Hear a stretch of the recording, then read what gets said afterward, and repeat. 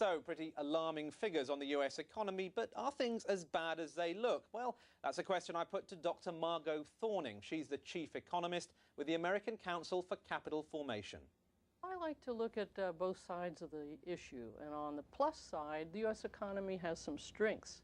The productivity data, manufacturing productivity rose at 3.6% this past quarter. Overall productivity rose at about 2.5%. That's good news, because when productivity, or output per hour, rises, employers can pay workers more. And in fact, they did. Compensation, real compensation rose 0.4% last quarter. It rose nominally 4.8%.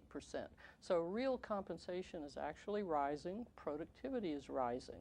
Also, retail sales rose last month, in part because of the people beginning to receive their tax stimulus checks. But when we're seeing oil rate rise $11 a barrel in one day, that is going to hurt people, isn't it? There are some negatives. The U.S. economy, I think, is kind of poised on the brink. We have these positive things going for us, including the fact that GDP rose at 0.9% last quarter. So too early to think of a recession?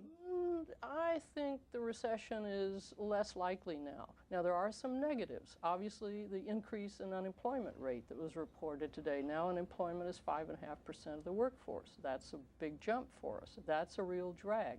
Also, the continued drag from the subprime crisis, and now banks beginning to have difficulty with commercial loans from builders. That's another drag. High energy prices is still a third factor.